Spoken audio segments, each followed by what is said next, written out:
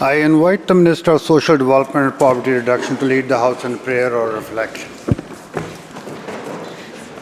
Thank you, Mr. Speaker. This weekend at my home on Gabriola Island, community members honored the late, great Buddhist scholar Joanna Macy, and they offered her final prayer for this legislature. O you who will walk this earth when we are gone, stir us awake.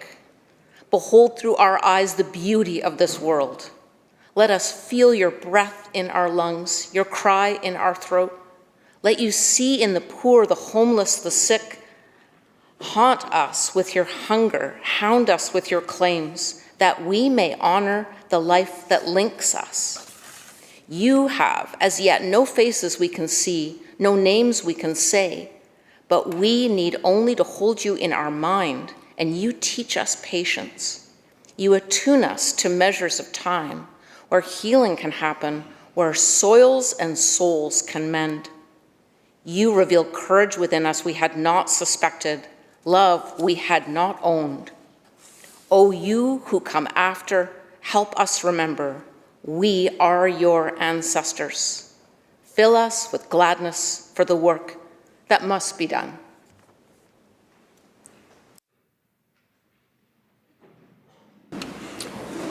Introductions by members. Member for Burnaby East. Thank you, Mr. Speaker. I would like to welcome some amazing constituents from the most amazing riding in the province, Burnaby East. Nicole Gladish, Dr. Nicole Gladish, she's a health policy research scientist at Stanford University. Miss Wendy Colling, a Burnaby social studies and special education teacher. Miss Amanda Karowski, registered nurse and UBC graduate student in genome sciences and technology. And Miss Megan Carver, community mental health coordinator and social work student.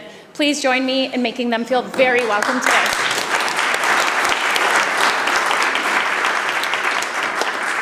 Member for Caribou-Chilcotin. Thank you very much, Mr. Speaker. It gives me a great pleasure to introduce a fellow by the name of Murray Wilson today. Murray is a retired professional forester with more than 40 years of experience managing forests across British Columbia. Since retiring, he has become a strong advocate for wildfire resilience and proactive forest management. He is the producer of an independent documentary called BC is Burning, and this film examines the root causes of BC's escalating wildfire crisis. I am pleased to invite you all to a screening of this film this evening. Mr. Speaker and myself are hosting this event. We'll be hearing from our Forest Minister as well this evening, and you are all welcome. I'm told there might be free chicken wings, so please come. This is a very important film to all members of this House, so please come tonight. It'll be my pleasure to join Mr. Speaker in hosting that. Thank you.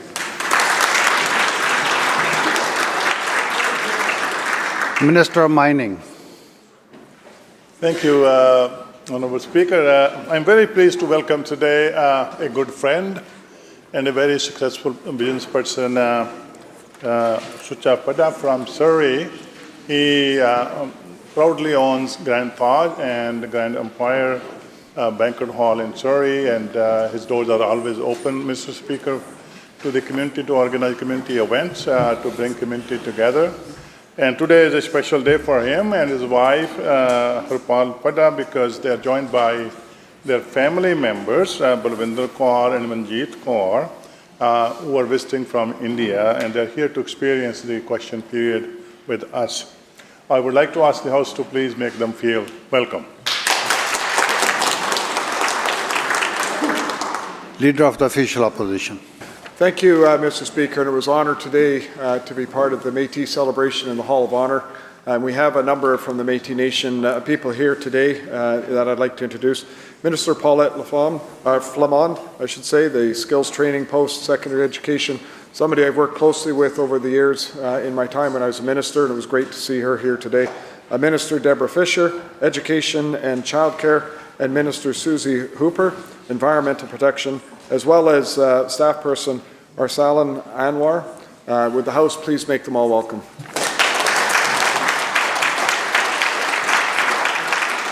Minister of Emergency Management and Climate Readiness.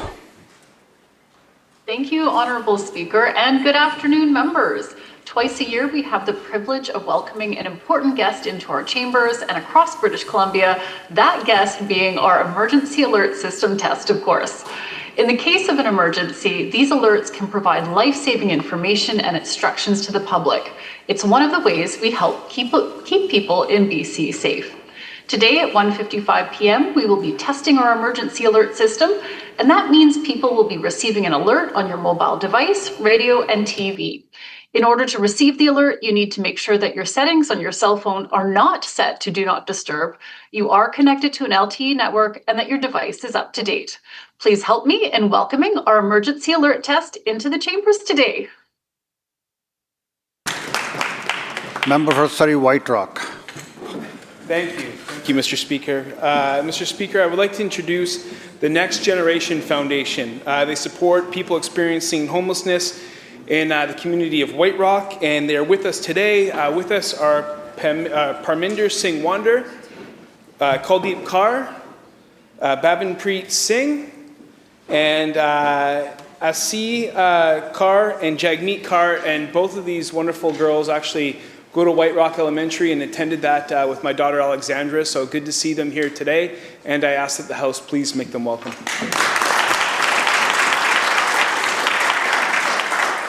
Minister of Health.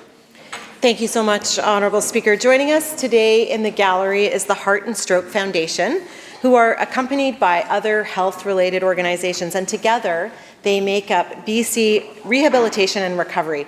It's a collaborative visiting the legislature today, meeting with MLAs to discuss improved neurorehabilitation and recovery support and services, a critical part of recovery for individuals who are affected by stroke, traumatic brain injury, spinal cord injury, and other neurological conditions. Would the House please join me in making them feel very welcome?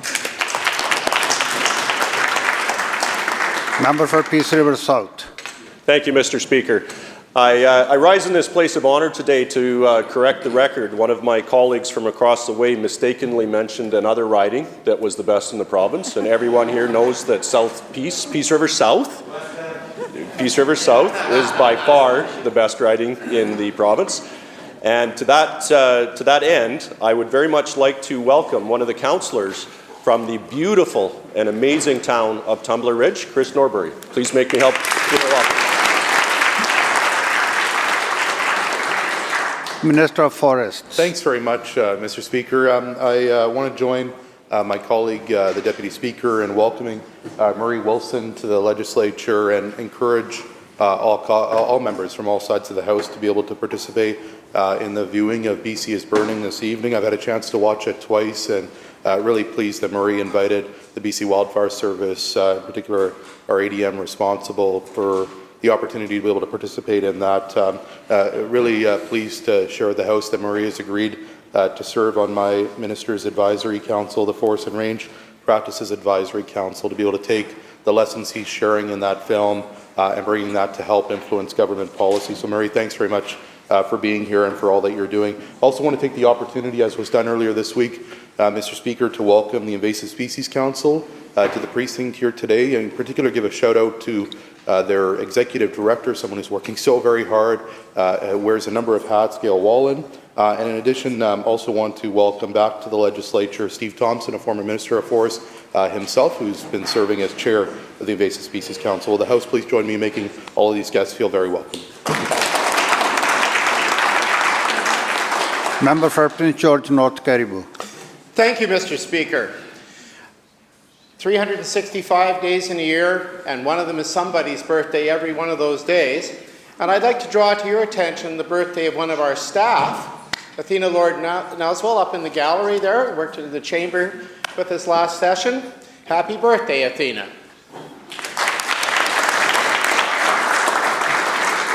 Minister of State for Local Governments. Thank you, Honourable Speaker. As everyone in this chamber knows and can agree, some days are hard here. This work can be difficult. But what makes it a lot better is when you have your two aunties visiting you in Victoria.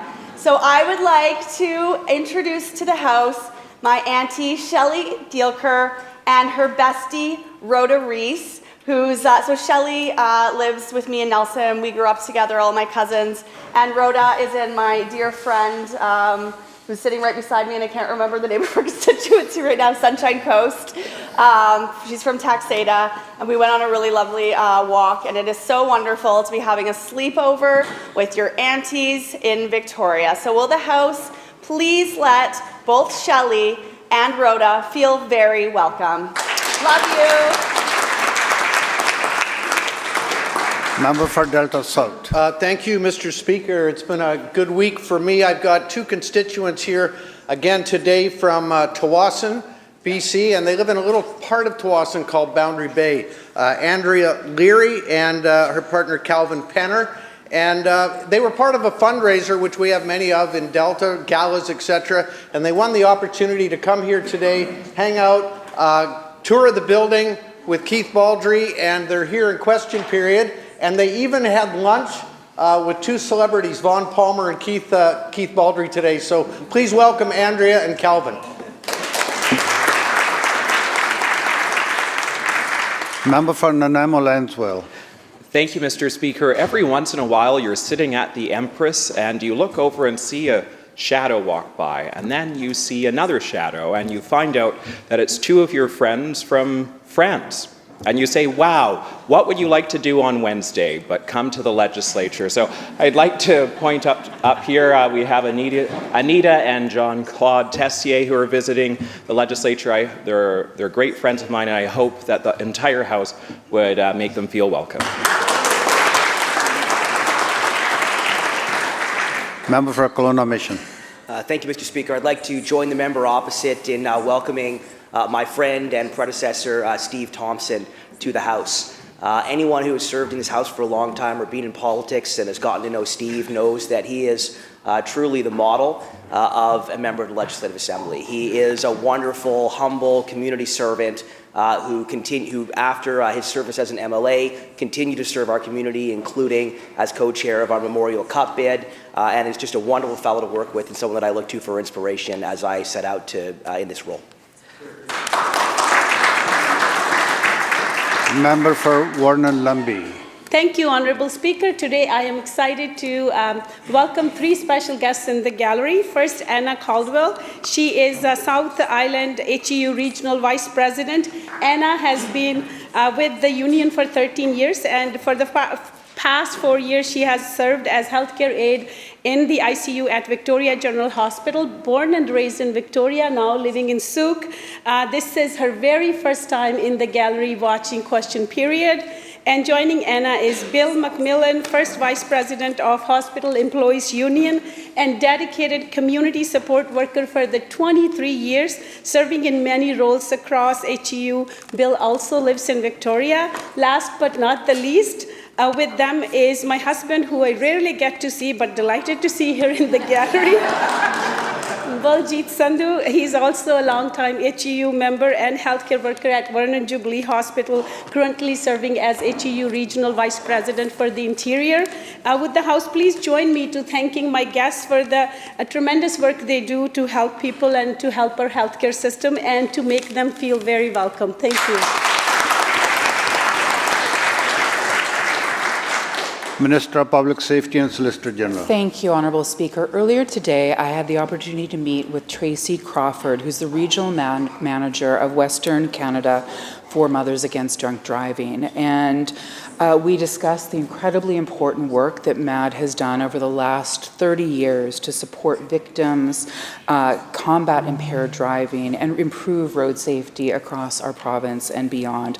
I'd like to take this opportunity to thank members of the House for wearing the red ribbon pins to highlight the work of MAD, which is particularly meaningful today as it is the National Day of Remembrance for Road Crash Victims. I'd also like to take this opportunity to remind British Columbians as we enter into the holiday season that we go out to celebrate with family and friends, to join the pledge to never drive impaired, to plan ahead for your rides there and back. Your neighbors and your loved ones are counting on you. Please join me in thanking MAD and Tracy for all the work that they do.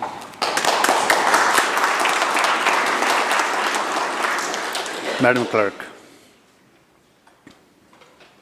Introduction of bills. Member for Kelowna Mission. Honourable Speaker, I move that a bill entitled Short-Term Rental Accommodations Amendment Act, of which notice has been given in my name on the order paper, be introduced and read a first time now. Mr. Speaker, I think I'm setting a record today. The Short-Term Rental Accommodations Amendment Act is one of the shortest and simplest bills ever presented. Communities like Kelowna, tourism-driven and seasonal in nature, face a real challenge under the current timelines in the Short-Term Rental Accommodations Act. Under the existing rules, a municipality that meets the vacancy rate threshold and submits its opt-out resolution by March 31st must wait until November 1st for the change to take effect. This means an entire summer season lost for local businesses, visitors, seasonal workers, and hosts. My bill proposes a simple, common-sense change. Keep the March 31st submission deadline, but move the effective opt-out date from November 1st to May 1st of the same year. In regions like mine, the summer months are the beating heart of the local economy. Festivals, sporting events, wineries, tourism operators, and hundreds of small businesses depend on the May to September season. Being forced to wait until next November to implement a locally justified opt-out means we lose that entire window and opportunity. It's poor policy, and it fails to respect the housing and economic realities of our communities. Kelowna has built more homes, met our housing targets, and raised our vacancy rate to its highest level in 20 years. Our vacancy rate reached 3.8% in 2024 and is currently estimated at over 5%. If this government genuinely believes in maiden community partnerships with municipalities and not just top-down direction, then this change should be non-controversial. It gives local governments the ability to implement decisions based on real data, real vacancy rates, and real seasonal demand without waiting through another year. Given how simple and common sense this bill is, I hope that it will enjoy unanimous support and a speedy passage through this House. Thank you, Mr. Speaker.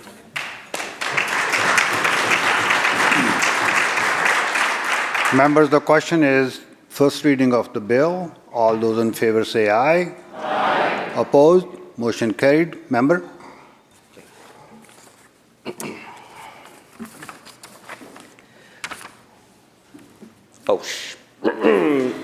Mr. Speaker, I move that the bill be placed on the orders of the day for second reading at the next sitting of the House after today. You have heard the question. All those in favor say aye. Aye. Opposed? Motion carried.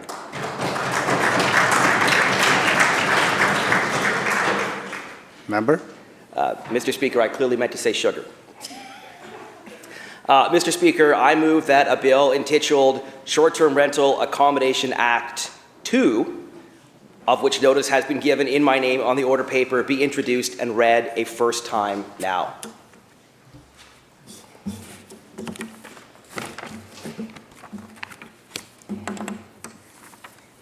In the interest of making it as easy as possible for the government to get to yes on common sense changes, I have divided my amendments into two separate bills.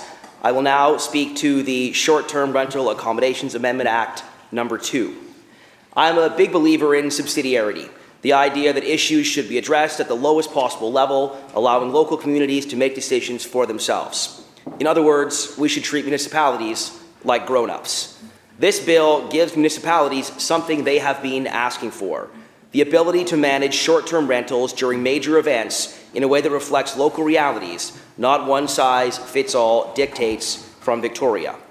I'm talking about FIFA-level tournaments, world-class concerts like Taylor Swift, large conferences, cultural festivals, the kinds of events that bring thousands of people into a community for a very short time, well beyond the capacity of existing hotels and traditional rental stock. This amendment creates a municipal event exemption that would let cities temporarily adjust short-term rental rules during major events that create sudden spikes in accommodation demand. My proposed approach would still be capped at an absolute maximum of 45 days per year. Municipalities would have to define the event window, pass a resolution, and report to the province. Temporary permits issued for that period would still be tracked and regulated, but could be faster and cheaper to encourage surge capacity to come on stream. While there is a broader and potentially more divisive conversation to be had around short-term rental policy, this small change is a constructive and balanced approach designed to make incremental improvements. Thank you, Mr. Speaker. Members, the question is first reading of the bill. All those in favor say aye. Aye. Opposed? Motion carried. Member? Honourable Speaker, I move that the bill be placed on the orders of the day for second reading at the next sitting of the House after today. You have heard the question. All those in favor say aye. Aye. Opposed? Motion carried.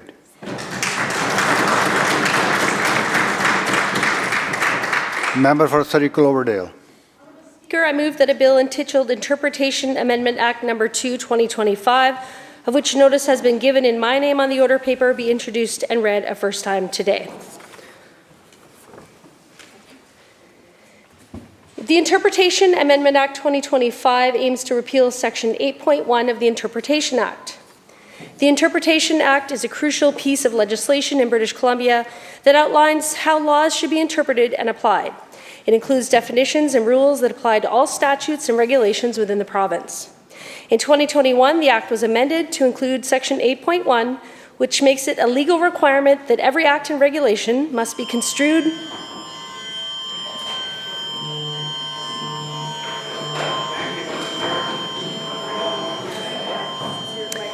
The emergency alert system works, everybody.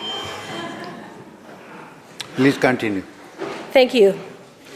Section 8.1 has already contributed to a court decision on Aboriginal title that related to the private property rights of British Columbians in Richmond.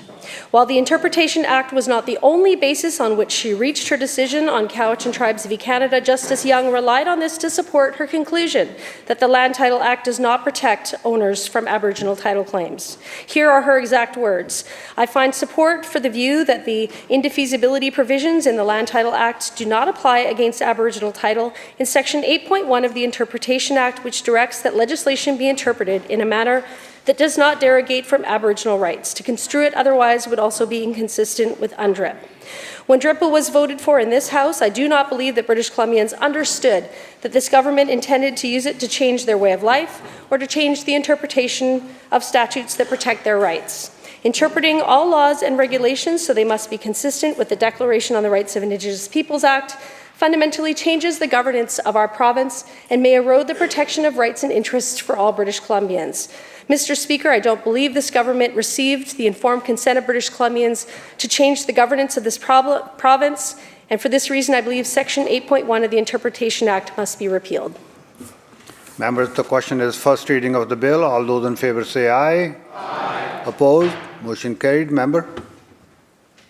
Thank you, Honourable Speaker. I move that the bill be placed on orders of the day for second reading at the next sitting of the House after today.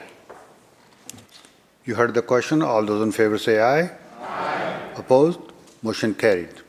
Member for Peace River North.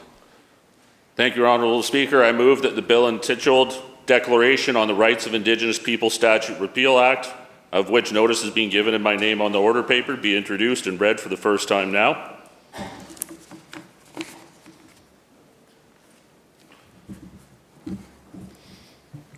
Mr. Speaker and fellow colleagues, I speak to this bill from the heart and with sincerity. Reconciliation matters, respect matters, partnership matters.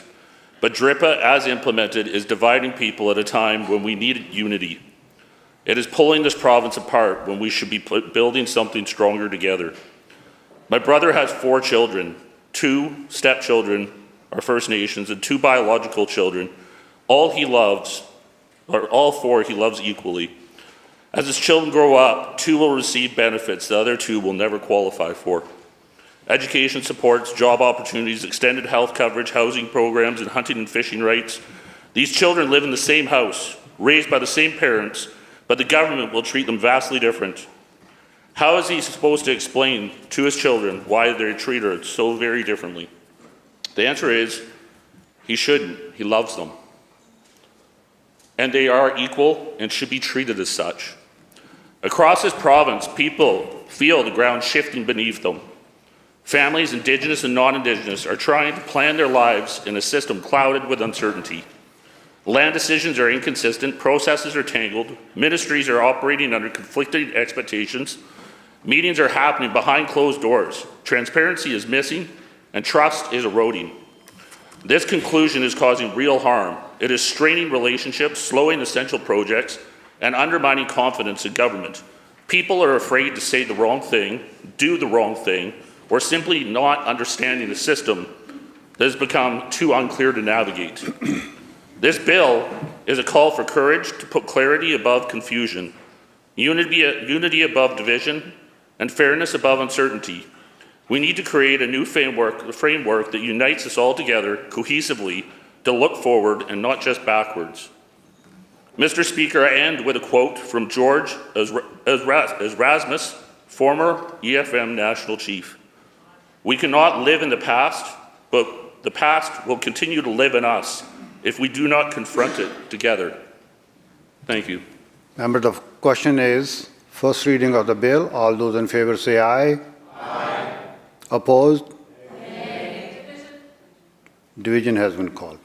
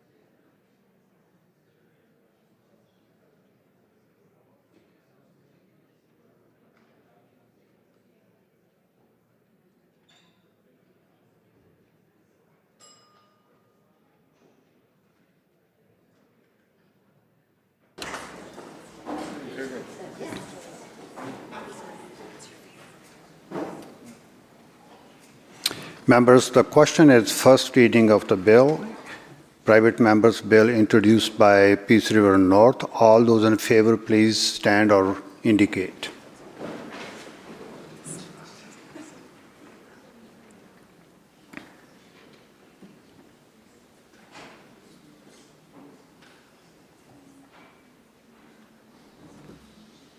Thank you. Be seated.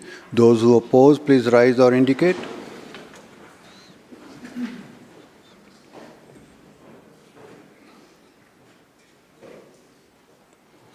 Thank you. Be seated.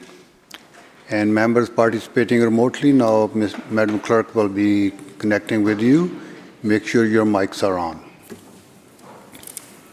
Minister Bear. I vote nay. Emily Chant. I vote nay.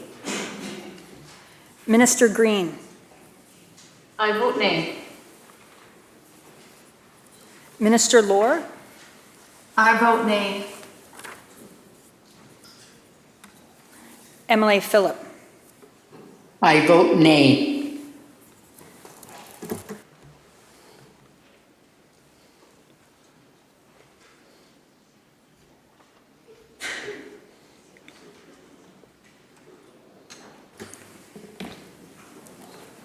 Those voting aye: Wilson, Kindy, Millibar, Warbus, Brustad, Banman, Watt, Cooner, Halford, Hartwell, Neufeld, Van Popta, Dew, Clare, K. Neufeld, Bangu, Payton, Gasper, Chan, Tour, Hepner, Giddens, Rattay, Davis, McInnes, Bird, McCall, Stamer, Day, Tepper, Mock, Maz, Williams, Lowen, Dollywell, Dirksen, Luck, Block, Brody, Armstrong, Keeley, Sturko, and Boltby, 43. Those voting nay: Lohr, G. Anderson, Blatherick, Rutledge, Chant, Toporowski, B. Anderson, Neal, Osborne, Brower, Krieger, Davidson, Parmar, Sunner, Baird, Chandra, Herbert, Wickens, Kang, Sandu, Begg, Higginson, Phillip, Lajeunesse, Choi, Rochford, Elmore, Morissette, Popham, Dix, Sharma, Farnworth, E.B. Bailey, Callon, Green, Whiteside, Boyle, Ma, Young, Malcolmson, Gibson, Glumac, Aurora, Shaw, Chow, Deere, Valeriot, and Botterill, 48.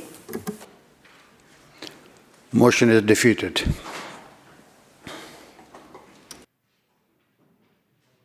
House Leader of the Fourth Party. Thank you, Mr. Speaker. I move that a bill entitled the Post-Secondary Institution Diversity, Equity, and Inclusion Prohibition Act, of which notice has been given in my name on the order paper, be introduced and read for a first time now. Thank you. Men, get to the back of the line. Whites, Asians, and Jews need not apply. That's exactly what diversity, equity, and inclusion, or DEI, is. It's the idea that jobs should be awarded on the basis of race or sex, not merit or qualifications, that discrimination against certain groups is a good thing. And it has completely consumed our universities. Our bill will rip it from its roots. Here in BC, Simon Fraser University openly posted for 15 Black-only faculty positions. The Aristotle Foundation found that 98% of 500 academic job postings across Canada contained DEI-based discrimination. At UBC, 2/3 of job postings required candidates to show their commitment to left-wing politics in the name of DEI. Jobs should go to the most qualified candidate, regardless of sex or race. You want your plane flown by the best pilot and your scalpel wielded by the best surgeon. You care about their skills, not their skin color. Our bill bans race-based hiring, identity quotas, and ideological litmus tests at our tax-funded universities. Any public institution that refuses to comply loses its funding. Every Canadian should be judged by their merits, not their sex or their skin color. DEI must DIE, and this bill will kill it. Thank you.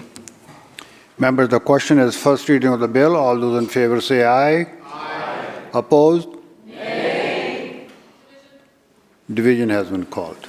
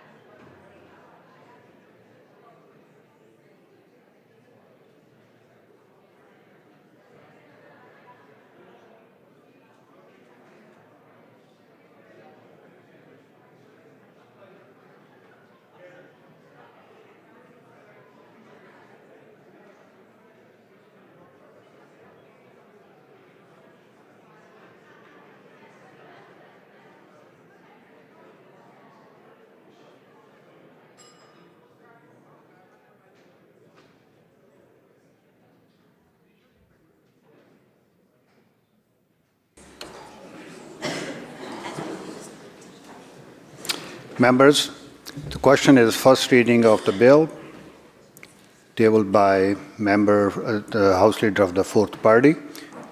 All those in favor, please rise or indicate.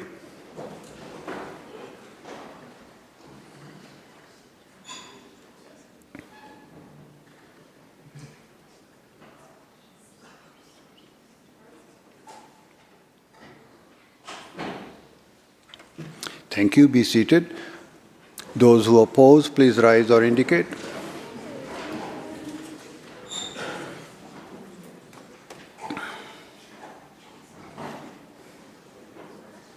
Thank you. Be seated. Madam Clerk will connect with members participating remotely.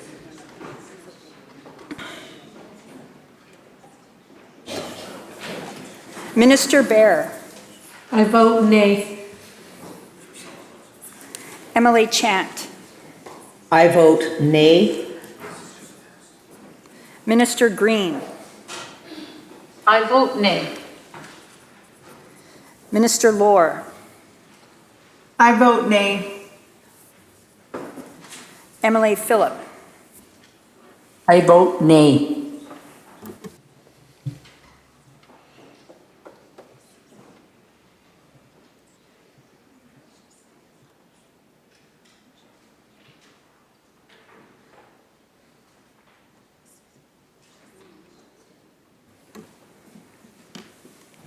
Those voting aye: Wilson, Kindy, Millibar, Warbus, Rustad, Banman, Watt, Cooner, Halford, Hartwell, Neufeld, Van Popta, Dew, Clare, K. Neufeld, Bangu, Payton, Gasper, Chan, Tour, Hepner, Giddens, Rattay, Davis, McGinnis, Bird, McCall, Stamer, Day, Tepper, Mock, Maz, Williams, Lowen, Dollywall, Dirksen, Luck, Block, Brody, Armstrong, and Keeley, 41.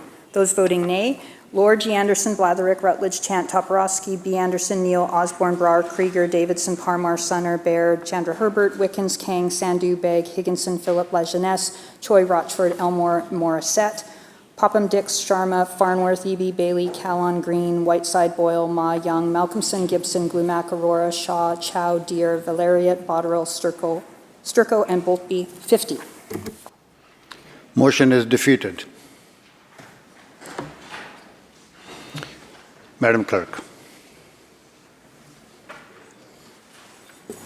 Statements by members. Member for Surrey City Centre.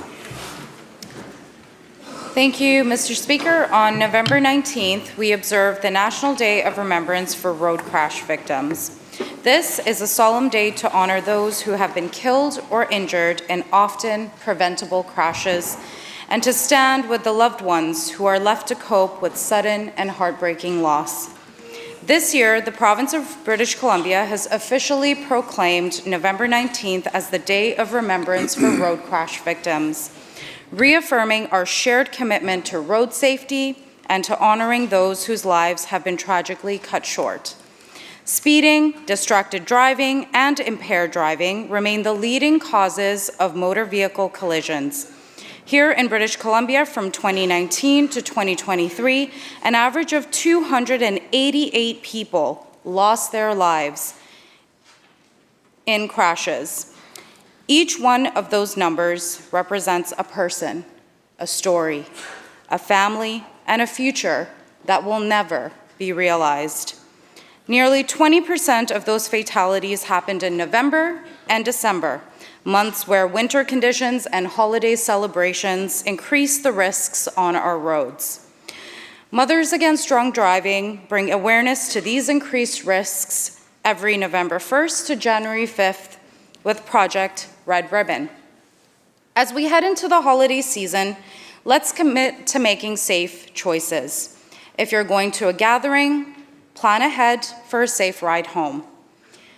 This could mean assigning a designated driver, taking public transit, or calling a taxi, whatever it takes to make sure everyone gets home safely. There is no celebration that is worth the risk of impaired driving. On this Day of Remembrance, we honor the lives lost and stand with the families and communities affected, and we appreciate the incredible advocacy of groups like MAD. Let's keep working together to make our roads safe for everyone. Thank you.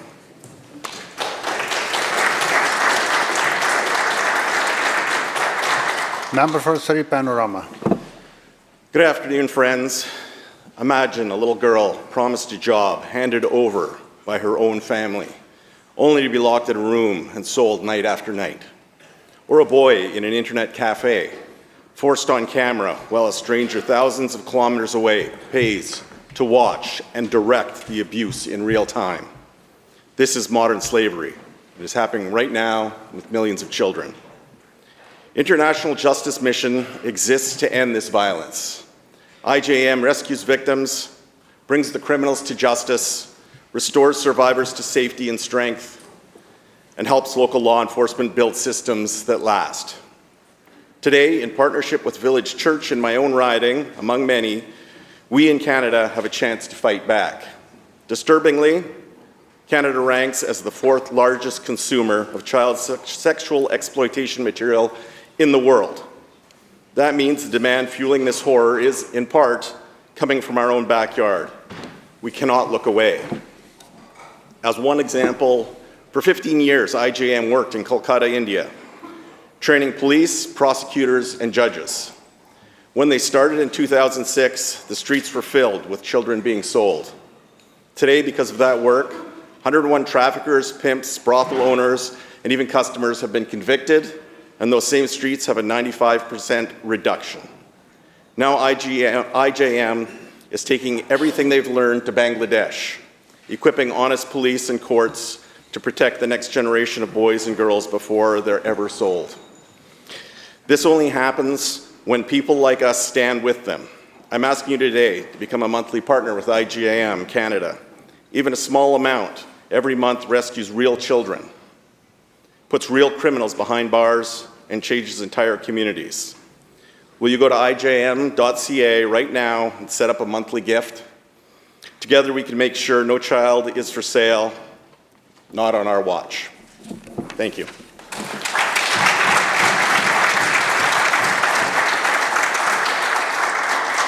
Member for Nanaimo Lansdale. Mr. Speaker, there are moments in life when a person looks in the mirror and no longer recognizes the face that is staring back. When hope feels distant, when tomorrow feels too heavy to carry, but there is also a moment when someone decides to reach out and ask for help. Alcoholics Anonymous is there in that moment. Across British Columbia, in church basements and community halls, people gather, no status, no judgment, just courage, just honesty, and just the shared belief that life can get better one day at a time. There is no cost to attend, no paperwork to fill out, no conditions to prove you are worthy, because every single person is worthy. Every single person deserves a second chance, and every single person deserves to be seen and believed in. In Nanaimo, from Ladysmith to Lanceville and on Gabriola Island, there are close to 50 groups. A central office that answers the phone 24/7, free brochures, outreach, seminars, all with one purpose: to help people reclaim their lives. I want us to think for a moment about what actually happens in these rooms. A person stands up and says, "My name is, and I'm an alcoholic." And the room responds, "We're glad you're here." What a profound act of humanity. What a declaration that nobody is defined by their worst day. And that is what I saw this summer when I attended as an observer. The sponsors who answer the phone at midnight, volunteers who set out chairs, and members who share their most vulnerable truths. They are heroes. Quiet heroes, heroes who save families, who restore dignity, who keep people alive. AA tells us something different from despair. It tells us you are not alone. It tells us you matter, and it tells us recovery is possible, and we will walk with you until you believe it to be true. To every person on a sobriety journey, whether it's been 10 years or 10 minutes, your resolve strengthens our province. Your courage inspires me. Your voice deserves to be celebrated in this chamber, and to everyone involved in Alcoholics Anonymous across British Columbia, thank you for your quiet leadership that saves lives. Your example strengthens our province, and your commitment to one another gives us all hope. Thank you, keep going, and we are all cheering for you.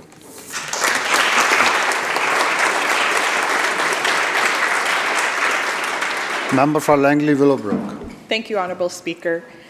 It is an honor to celebrate the remarkable work of New Directions English Language School in Langley. On October 28th, something extraordinary took place. More than 700 LINC students filled a local theater in the morning, afternoon, and evening.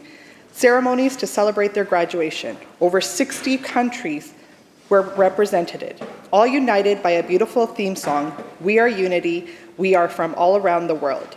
It was a powerful reminder that our diversity is one of this community's greatest strengths. Today, New Direction operates 54 classes from Monday to Saturday, mornings, afternoons, and evenings. This is impressive considering the school began in 1989 with just one classroom. Founded by President Yvonne Hopp, her vision and dedication have built one of the most impactful newcomers program in our region. Supported by IRCC, New Direction ensures newcomers have access to high-quality language instructors as they begin their Canadian journey. But these instructors do far more than teach English. They help newcomers settle, integrate, and gain confidence that engage fully in Canadian life. Students often share how improved communication has helped them find work, support their children's education, access community service, and prepare for citizenship. The recent graduation brought together many community partners, each offering congratulations and support. These partnerships show how deeply New Direction is rooted in our city and how valued it truly is. This work strengthens the priorities I care deeply about. Improving health by helping newcomers navigate care, supporting housing stability, and providing to our local economy by preparing newcomers to succeed. New Direction is more than a school. It is a bridge to belonging, opportunity, and hope. To the staff, partners, volunteers, and students, thank you for everything you do to make our community stronger. Thank you.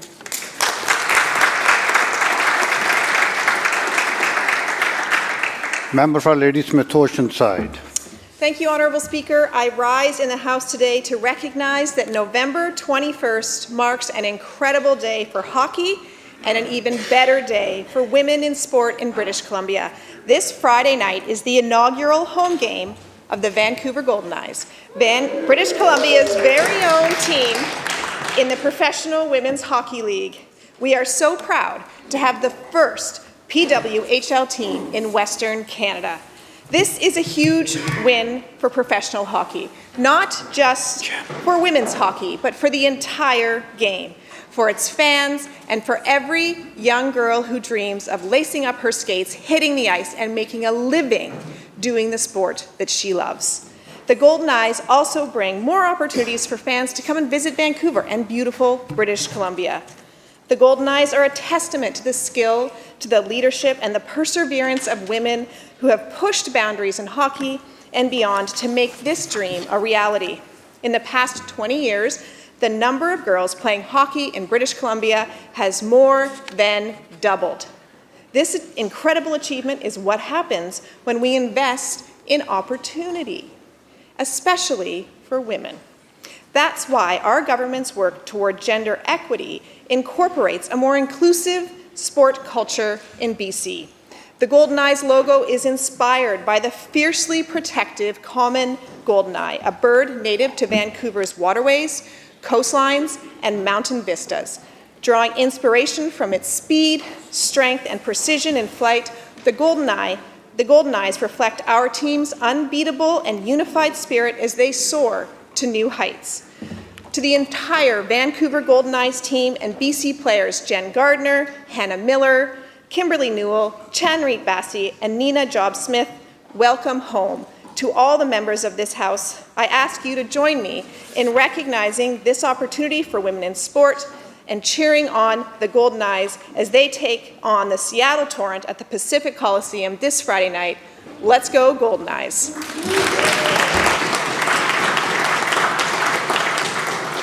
Member for Langley Abbotsford.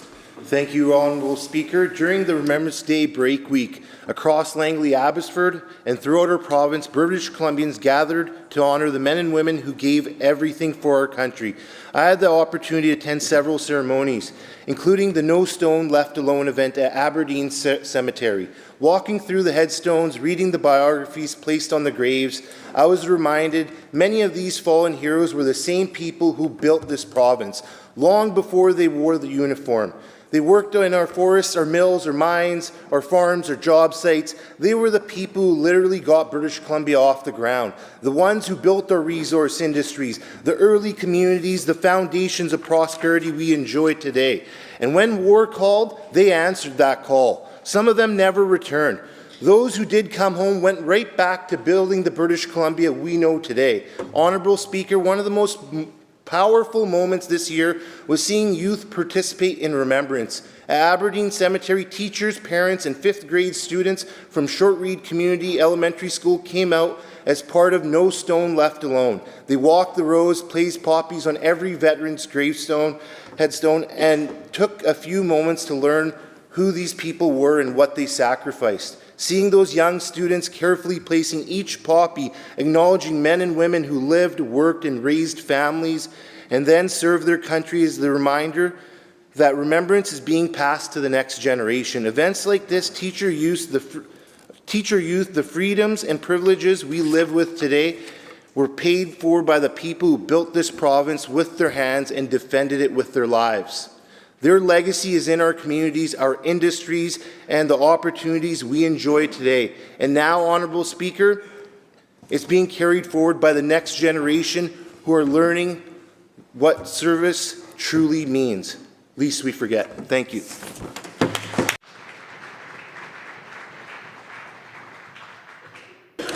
Madam Clerk. Oral questions by members. Leader of the Official Opposition. Thank you, Mr. Speaker. This Premier has made it very clear that he does not support an oil pipeline from Alberta through to the North Coast. He's also made it very clear that he will not support the lifting of the ban on tankers.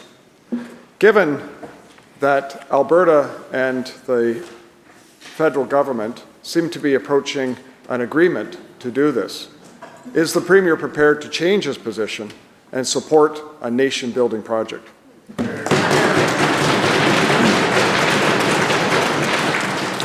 Minister of Energy and Climate Solutions.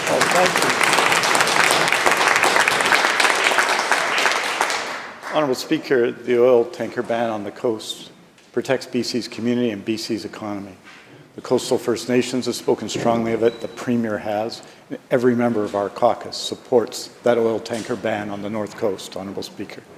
With respect, Honourable Speaker, to possible agreements, and I understand there's speculation about that today, but no obvious agreements, I'd say this. A pipeline across northern BC, a bitumen pipeline, has no proponent, no route, no plan, no possibility of take-or-pay contracts, would be subsidized publicly by tens of billions of dollars. And yes, Honourable Speaker, our position is that we should support nation-building projects like the North Coast transmission line that are in the interests of British Columbia. And I would like the Honourable Leader of the Opposition, whose own riding would benefit from the North Coast transmission line, to stand up in this House and say he supports it.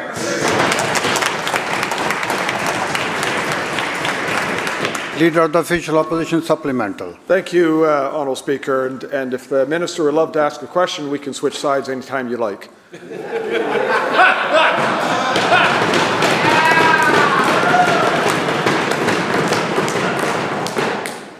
Mr. Speaker, when the Trans Mountain Pipeline was built, this Premier and this government said they would use every tool in the box to stop that project from moving forward. When that project was moved forward and approved, they created delays and cost overruns in the tunes of billions on that project because of their opposition to this, a nation-building project. And now, Mr. Speaker, we are in the same situation where there's a project coming forward, there are First Nations supporting it. We're going to see this come forward in an agreement between Alberta and the Prime Minister with regards to moving oil and a nation-building project. So the question I would have through you to the Premier is this. Does he plan to use every tool in the box to stymie and cost overrun yet another nation-building project?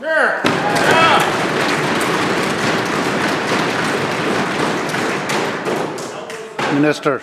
Well, Honourable Speaker, it's good to see that the British Columbia official opposition doesn't support nation-building project, doesn't support nation-building projects in BC, opposes nation-building projects in BC, and supports them from other provinces, Honourable Speaker. A project has to exist, Honourable Speaker.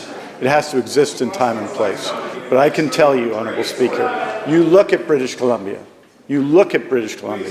and you see 4 nation-building projects approved by the federal government. Don't know where the opposition stands. We named 18 major projects. They opposed 12, Honourable Speaker.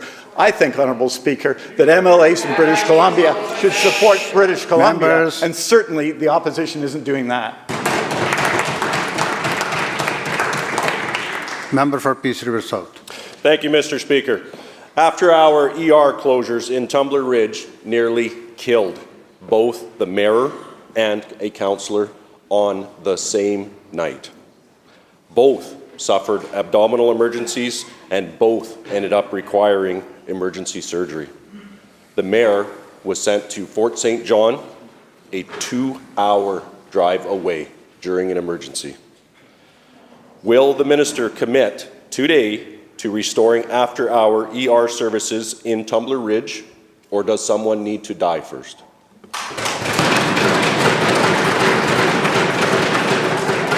Minister of Health. Thank you. Thank you so much, Honourable Speaker. It's been a really tough time for the people living in Tumbler Ridge to know that emergency services had to be stopped at night and on the weekends. Mr. Speaker, having a shortage of physicians in the community meant that the stress and the burden placed on those remaining staff people was too much to bear, and Northern Health made a very difficult decision. But to make sure that people get the help they need when they present at the health centre or when they call 911, they added ambulance resources to the community and to the region, Mr. Speaker, because it's vitally important that people get the care they need when they need it, where they need it, as quickly as possible. Now, I know that the community is working closely with Northern Health, and I appreciate the member's interventions, the conversations that he has had directly with me and with Northern Health, working together with the mayor. I'll be meeting with the mayor when he's down here next week, Mr. Speaker. We're going to continue to do everything we can to support Northern Health in recruiting more physicians so that we're able to move towards restoring services in Tumbler Ridge, and in the meantime, do everything possible to make sure people have that care when it's needed. Member supplemental. Thank you, Mr. Speaker. Northern Health leadership publicly said that there were too many ER visits and that the ER should be reserved for dire emergencies, such as shortness of breath or chest pain.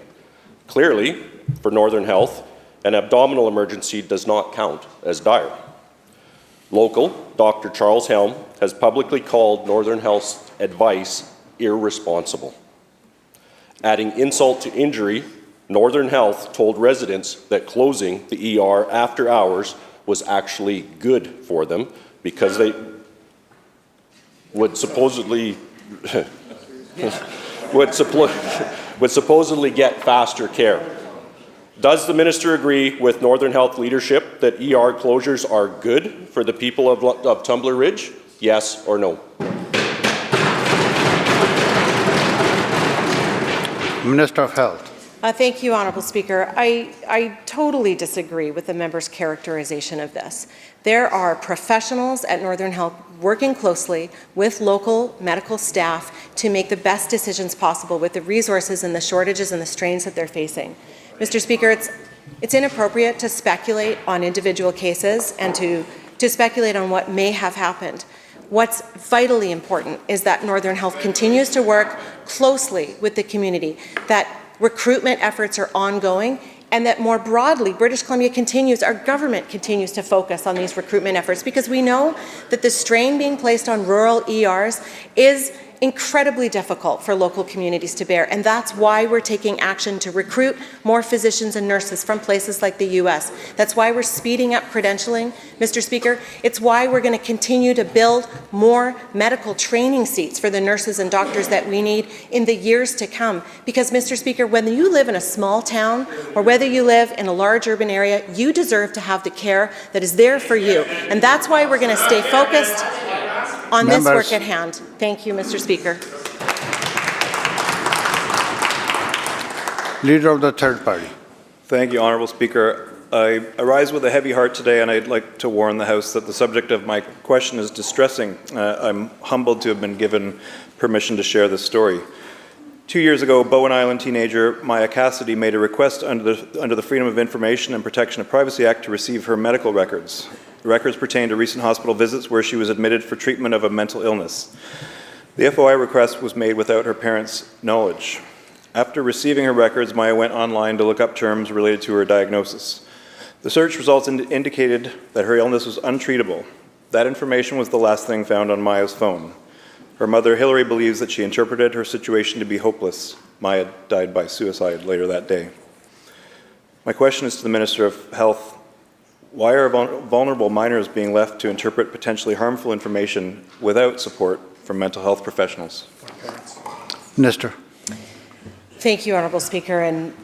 And first to the member, to Maya's family, what a tragic and heartbreaking circumstance this is. And it's difficult for the House to hear, and I know that it's difficult for the member to bring this up.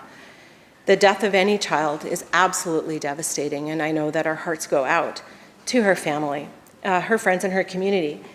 Mr. Speaker, I will be pleased to talk with the member more about this particular case. We always want to learn from tragedies like this and do everything we can to prevent them from happening again. And Mr. Speaker, it's also why we have to continue focusing on the supports that youth need so that no youth like Maya feels hopeless about their situation and that they know there is a place to turn out, reach out for help. And Mr. Speaker, that's why we're going to continue our work to create a youth suicide prevention network, a way of assisting clinicians in helping to identify issues, providing supports for youth. Mr. Speaker, we're going to continue our investment into Foundry, providing one-stop shops, places that are safe for youth to come in and seek the supports that they need. Mr. Speaker, nothing could be more important. This government is so committed to this work, and I'll be very pleased to work with the member following up from this. Thank you. Member supplemental. Thank you, Honourable Speaker. Thank you to the Minister. With respect, this isn't just a particular case. Since their daughter's death, Maya's parents have become fierce advocates for youth mental health. They're calling for systemic change to ensure Maya's death is not repeated. They report that FOI requests are common amongst minors hospitalized for mental illness. Other children are at risk. We must ensure that these reports are delivered with the support of mental health professionals. But as my constituency staff have worked with Maya's parents to advocate for change, they've been directed first to the Ministry of Health, then to the Ministry for Citizen Services, and then back to the Health Authority. No ministry seems to want to touch this. My question is for the Premier. Which one of your ministers will take responsibility to ensure this doesn't happen again? Minister. Thank you, Honourable Speaker. I don't want Maya's parents to have any challenges reaching out to our government for help. So my commitment to the member, regardless of what ministry I represent, is to make sure that Maya has access to the people, Maya's family has access to the people that they need to talk to, so that we as a government, regardless of which ministry, learn from this tragedy and make the changes so that we can do everything possible to prevent this from happening again. Thank you. Leader of the fourth party. Thank you, Mr. Speaker. What if I told you that the government has a foreign welfare program where they take money from citizens and give it to non-tax-paying guests? The BC government is spending $2 billion on university student housing, but half of this money, nearly $1 billion, is given away to foreign student housing, students who don't even call Canada home. This government is prioritizing and spending money on guests instead of our own citizens. Will the minister act immediately to cut this $1 billion foreign student subsidy and give this money back to British Columbians?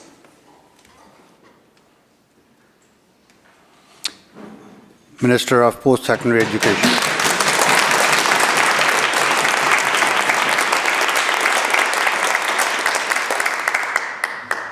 Thank you, Mr. Speaker, and I'm happy to rise for my first time in this House to answer a question in question period. It's unfortunate.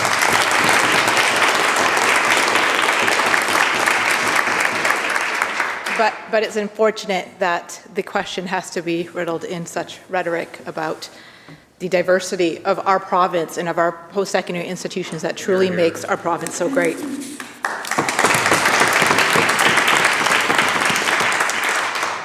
On this side of the House, we know that the diversity of our post-secondary sector is what truly contributes to the growth, the innovation, and what is going to lead BC to being the engine of Canada. That is what we invest in. And if we want to talk about student housing, I'm happy to do that because we have invested, our government has invested over $2 billion in creating student housing for students across our province so they have access to accessible, affordable student housing that is safe for all students. We will continue to invest in students, we will continue to invest in our post-secondary sector, and we will not back down for ensuring that all British Columbians have access to relevant, accessible, affordable post-secondary education whenever they want to access it.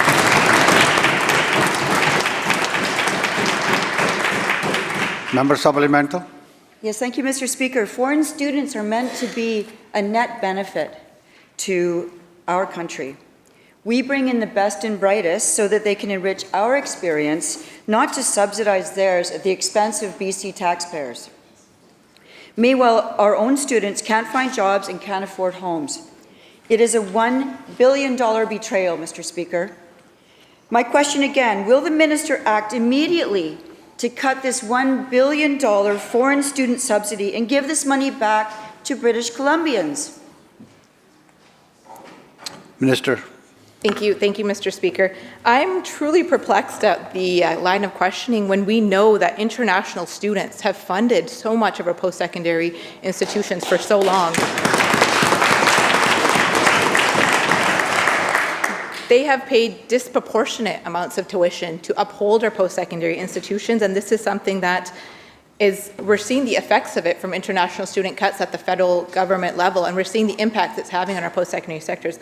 I'm not sure where the member is getting her information, but we know, again, that the diversity within our post-secondary institutions, the access that we have to post-secondary is the reason that BC is a world-class post-secondary sector where people from all around the world are coming here to get an education. We will continue to ensure that BC is leading that charge. We will continue to ensure that we are training the bestest and brightest in our province to ensure that we are that economic engine of BC, and we will continue to lead BC and Canada always. Hear, hear.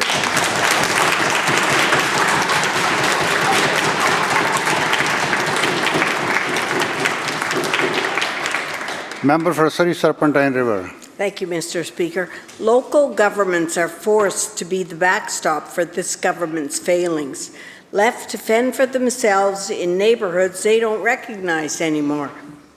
The latest being Surrey Mayor Brenda Locke and Council unanimously rejecting the BC housing proposal that would see seniors mixed with people that have needs that far exceed the community's capacity and nowhere near the supports they needed. Hundreds turned out to oppose this proposal. The evidence is clear. This model attracts dealers and petty criminals. People are seeing and experiencing escalating crimes on a daily basis. More and more cities and mayors are rejecting these proposals in a desperate bid to keep their communities safe. Will the minister commit today to stop the mix of drug and alcohol abuse housing and public disorder tearing apart communities by immediate pivot away from this failing model? Yes or no?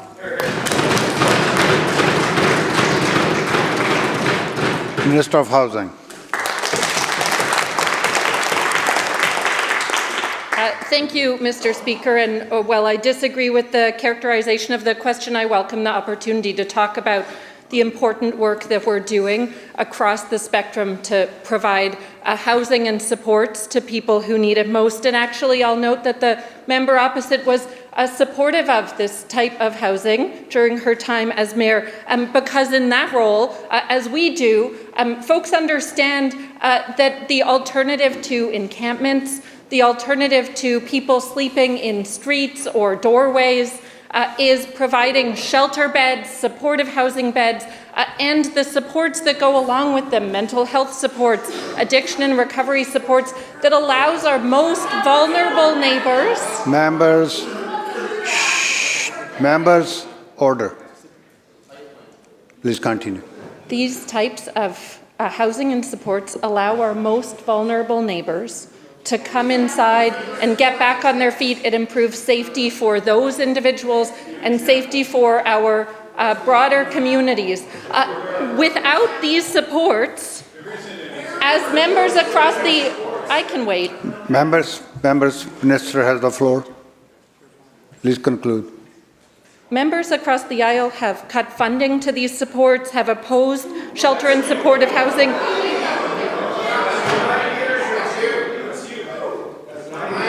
Members, come to order. You can take all the time you want, folks. It was your question. Shh. Members,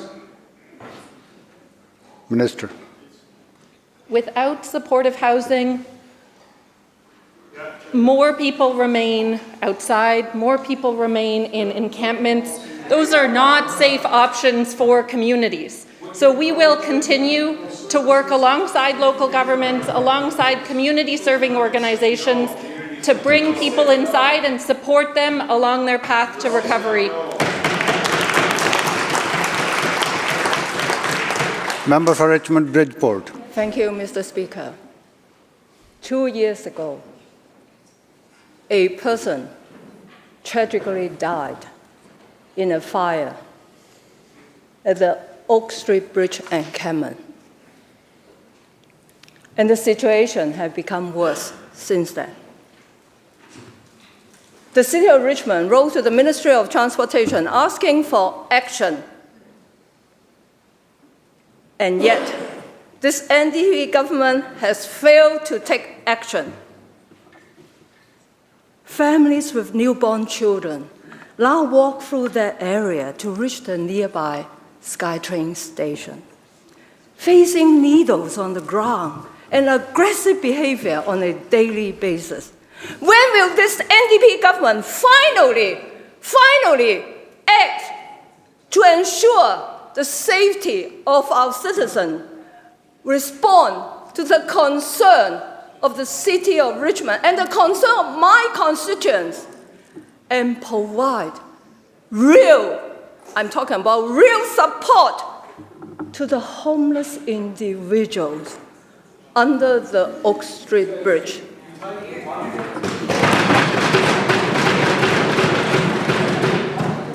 Shh. Members, shh. Government House Leader. Members, Government House Leader. Thank you, Honourable Speaker, and I appreciate the question from the member. I want to assure the member we take these issues very seriously when it comes to encampments, both in terms of whether they are on provincial road right-of-ways, but also in other areas. And we work with communities and we work with the Ministry of Housing, my ministry does, to find solutions to be able to, whether it's to starting to move people on into the kind of housing that's required or to get them to supports. We work with communities to identify what are some of the causes in terms of the situation for that encampment starting. If it means closing things down, such as we are doing at the Cole Road in Abbotsford, we will do that. We will take the measures to do just that. But at the same time, Honourable Speaker, I must admit, I find it somewhat fascinating that the member stands up and demands action to provide services for people and places where they can get the help and the housing that they need. And just before that, Honourable Speaker, a member of the same party is saying, we don't want this kind of housing in our neighborhood, Honourable Speaker. Talk about hypocrisy. They want to have it both ways, Honourable Speaker. They want to have it both ways. You're either in favor of helping people, as we are, or you're all over the place like the opposition, Honourable Speaker. Member for Columbia River Revelstoke. Thank you very much, Mr. Speaker. Sadly, but not surprisingly, locally elected officials from my riding received a lot of big fat no's from this government this past September at UBCM. Angel Flight East Kootenay, my constituents' only free transportation to medical appointments in Kelowna and Vancouver, has their government funding running out very soon. This is an essential service, Mr. Speaker, for those that are tens of thousands of East Kootenay residents that are run by volunteers at Angel Flight East Kootenay and generally supported by private donations. Will the minister commit today to a long-term funding model for those that need care hundreds of kilometers from their home?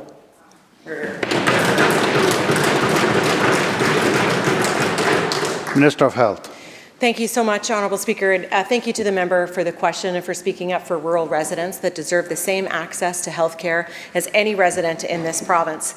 Mr. Speaker, that's why we are working to support communities like those that the member represents, knowing that they face particular barriers and challenges in accessing health services, having to cross mountain passes, traveling in the winter, the cost, the time is something that rural residents deal with. It's a very, very real, and it leads to worse health outcomes for people. That's why we've established the Travel Assistance Program. Mr. Speaker, that's why we expanded the Travel Assistance Program a couple of years ago. Mr. Speaker, it's why we are proud to have been able to support services such as the one the member represents or is speaking about, Mr. Speaker, and I'll be happy to continue talking to him, his residents, about the ways we can continue to support that, because nothing could be more important, making sure that rural residents have access to the healthcare services that they need. Member for Langley Abbotsford. I'm really hoping I get more than the usual word salad of a response from this minister. Speaker, families across Fraser Health are facing a crisis. Delta ERs have seen repeated closures, forcing patients into Surrey Memorial where wait times stretch longer than 14 hours. In Abbotsford, Speaker, it isn't much better. People are waiting 12 hours just to be seen, yet the Fraser Health CEO is paid over $500,000. Speaker, how is it possible with that level of executive compensation, Fraser Health still can't deliver the most basic level of emergency care for our residents?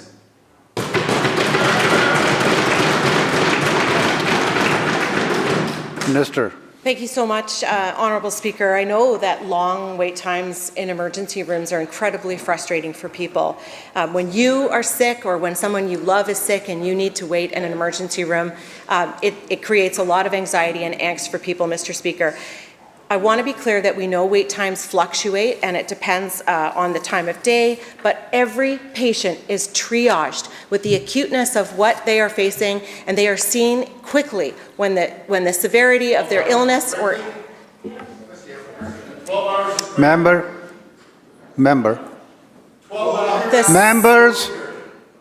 question has been asked. The minister is answering now. The sickest people are always seen first and fastest, Mr. Speaker, and that is the way that it should be. But we know there's more work to do, and one of the ways that we can prevent people from having to go to the ER in the first place is to build up our primary care system, Mr. Speaker, and that's why we have taken steps like developing the longitudinal family physician payment model, one that has seen 1,000 new family practitioners come to this province, practice here,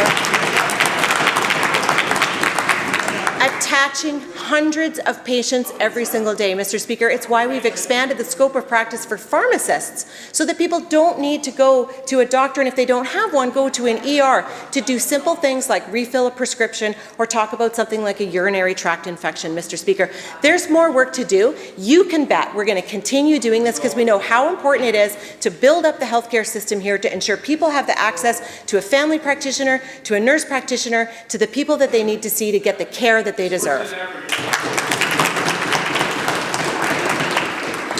Member for Kelowna Mission.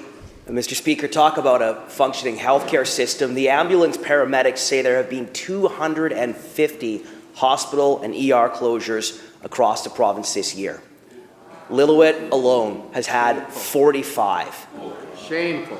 Doctors, nurses, and patients tell us they're at their breaking points, and nothing has actually changed. Shameful. Even as the CEO of Interior Health left, the CFO stepped in as the interim CEO, then became the permanent CEO, all handpicked by a board chair who is himself the former CEO.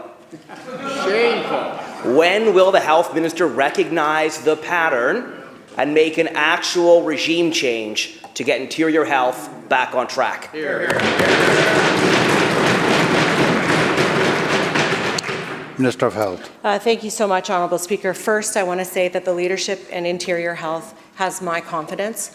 I know that they are doing everything they can to strengthen the healthcare system in interior communities. And in fact, despite the fact that the member would have us all think that everything is falling apart,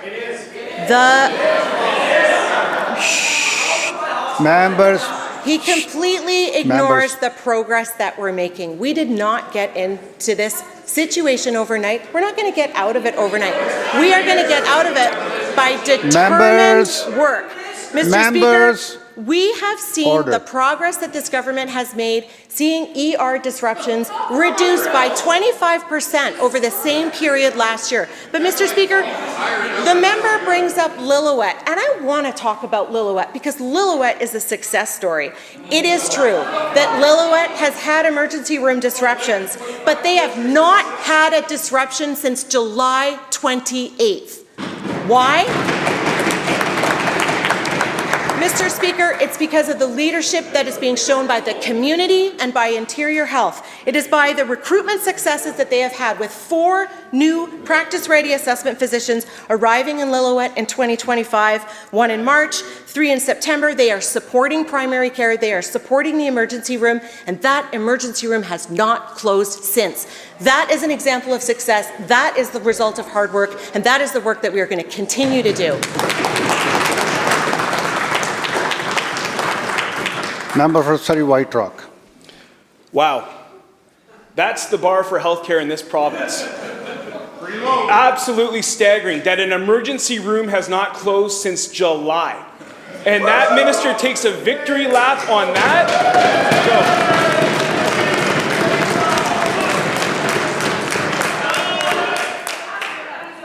Go. Absolutely pathetic.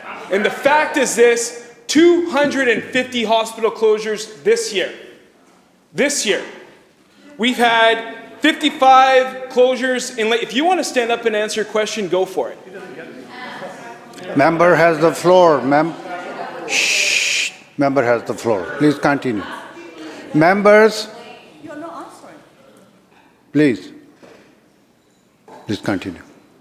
Well, maybe this minister should actually start listening to healthcare workers. Because what they would say is that the progress that this minister takes victory lap after victory lap for ain't working. And the fact is, we've seen Delta close time after time. We've had 14-hour waits at Surrey Memorial. We had an absolutely tragic story told in this House because somebody couldn't access medical equipment at the right time. We hear stories about seniors having their health care cut. We hear stories about angel flights being cut. This minister's disconnect is completely staggering. But the fact remains, healthcare in this province has gone down, while executive compensation has gone up. So, if the minister is one day going to listen to healthcare workers, whether it's in her caucus, this caucus, or anywhere else across this province, she's going to hear the same thing. Question, member. Sorry if this is an inconvenience, and I imagine it would be for these guys, but the question is this, is how can this minister defend compensation this year that exceeds $13 million for executives and health authorities, and the fact is, we got healthcare workers that are saying this minister is failing her job every single day.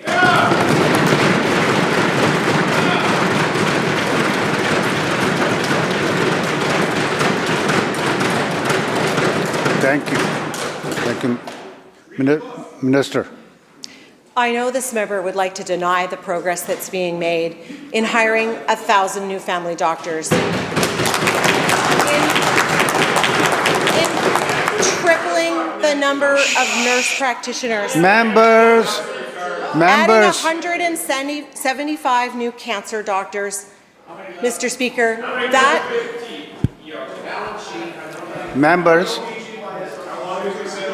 hiring over 900 internationally trained doctors, Mr. Speaker. That is the result of progress of hard work that we are not going to stop. But I know what they would do if they were given the chance, and that is to make sure that those people that we are hiring into our publicly funded universal healthcare system would be drawn out into two-tier private medical care. I dare them to say they wouldn't. Thank you. The bell ends the question period. Madam Clerk. Orders of the day. Government House Leader. Thank you, Honourable Speaker.